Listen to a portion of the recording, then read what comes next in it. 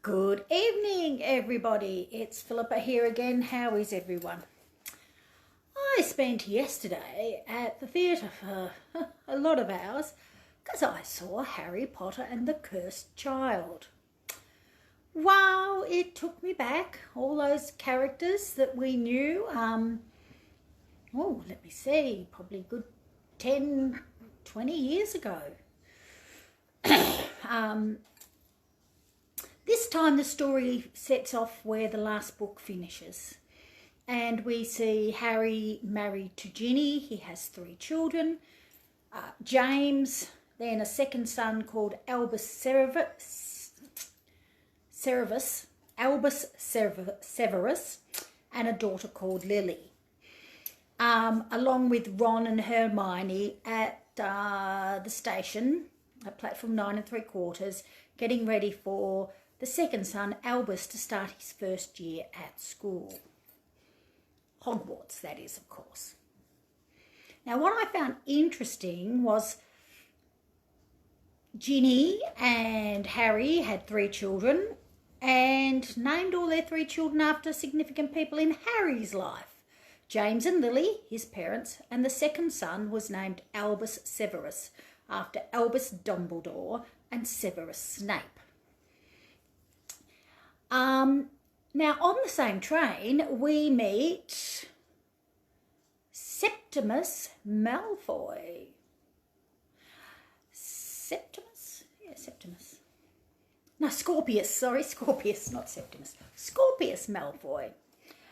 It was obvious who he was because he had the white hair.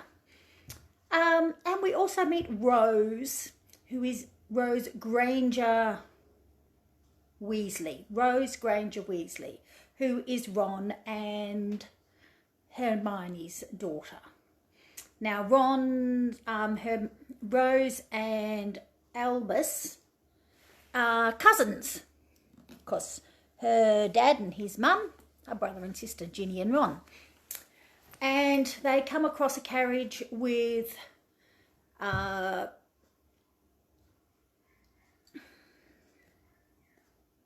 Scorpius Malfoy, and Rose doesn't want to sit there. Anyhow, cut a long story short, Albus Potter and Scorpius Malfoy become best friends. 2 young boys who carry a surname that their fathers and their grandfathers made infamous or famous, depending on which side of the winning story you're in. Now, Harry's first child, called James, goes off and does everything wonderful, plays Quidditch, does all the right things, gets into Gryffindor. Harry's second son goes to the Sorting Hat, and the Sorting Hat puts him in, you guessed it, he gets put into Slytherin. Now, at the time, I remember the Sorting Hat saying that Harry could have gone into anything, but because Harry was going, not Slytherin, not Slytherin, he went into Gryffindor. Now, I must admit, I was talking to the boy or young man sitting next to us, and I said, I would probably be a Ravenclaw. So, more interested in that than all the running around and all the stuff that they do, and I'd rather do some learning. I always thought Hermione should have been a Ravenclaw, but anyhow, aside. So what is really interesting in this play, it's about 2 young boys who carry a burden. The burden is the surname and their expectation of their parent and the parent's expectation of them, and everybody else's expectation of them based on their name. It goes into the newspapers. My goodness, a Potter in Slytherin. Oh my God, the world's going to break apart. The wizarding world, anyhow. It was absolutely horrific. Severus Snape's son, not interested in hurting people, not interested in doing anything, aware of his father's history and the horrible things that have happened. Now, what's really interesting, lots and lots of things happen, and I'm not going to spoil the story for those of you who want to go and see the show, because trust me, it is amazing. Technically amazingly astounding. What they can do nowadays with things on stage is unbelievable. Trust me, if you've got a spare, depending on how much you want to spend, up to $950 down to maybe $720, you can see the full show in a day. You get to see 2 separate shows, or so that's Wednesdays, Saturdays and Sundays, or you can go Thursday and Friday. So it's definitely worth going to see if you've got the money. But what's really interesting, as a result of the things that the boys get up to, suffice to say they come across a time turner and decide to change some things in the past. Now, by changing some things in the past, other things change. You know, the old ripple effect. Hi, Heather. So I got to say, it becomes really interesting. But what's great about this is Harry's supposed to be about 40 now. So we've gone, 20 plus years on. And the parents, as in Malfoy and Potter, don't really see eye to eye. But because these 2 boys are friends and go missing, they have to start spending some time together. So it's really quite good to see the relationship that they had changing ever so slightly. It's not good, but it's certainly changing. But what is really interesting is this notion of what we bring from our family, a surname and an expectation a surname can have.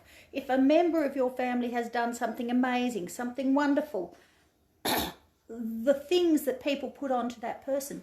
But what's even more interesting is when the young person sees the parent and they've done all these amazing things, what expectations they put on themselves, or how they go about making themselves different, or how they can actually stand out and be just them and not offspring of. I watched a TV show recently, and Meryl Streep's daughter, Grace Gummer, I don't know how you say it, is in it. Now, interesting, she took her father's name, who's not an actor, so she can be her own person. This is the problem that young Albus had. He had not only the surname Potter, he had Albus Dumbledore as his first given name, Severus as in Snape as his second given name, and then Potter. The poor boy had 3 names he was supposed to live up to in some way, shape or form. And it was a lot for him to bear. He needed to carry and be the person he needed to be. But what came through this, and what comes through all of the J.K. Rowling books about the Potter, Harry Potter and all that mob, is the power of friendship. The power of friendship and the bond that these friends have in the first lot of books. It's pretty obvious.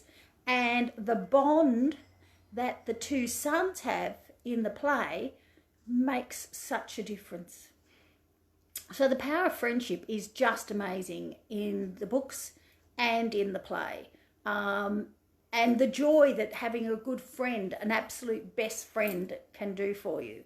And we all need to have a best friend, or someone we can talk to, or someone we can confide in, or someone that believes in us as us, not, son of, daughter of, whatever, so that you're not being perceived by someone else around you or in your life or the town you've come from, or any of these other things, so that you're just you.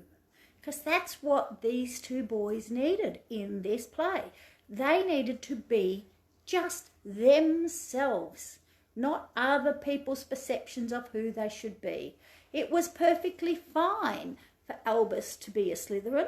As I said, the Sorting Hat with Harry actually said he could have gone into either house. So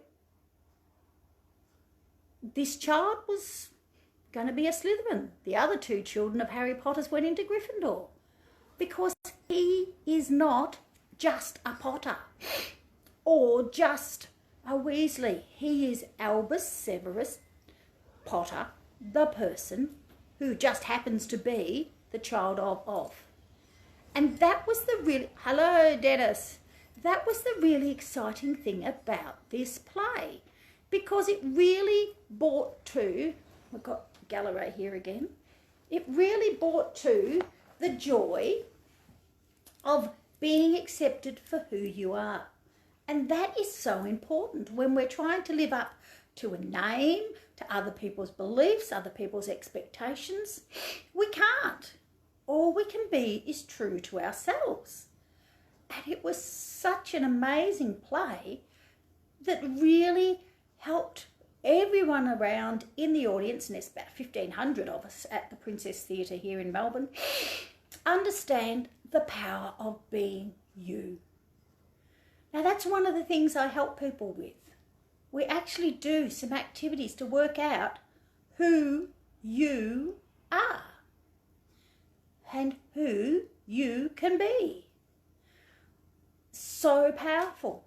You are not son of, daughter of, like surnames came, like Johnson is son of John. That's not who you are. You are your own person. So if you want to either read a play, and I read the play, and the play was fun to read, but seeing it lived out on stage, or listen to your purr, was just fantastic. Seeing it actually lived out on stage, and the pyrotechnics and the magic, and just brilliant. Absolutely worth every penny. I would recommend anyone to go and see it.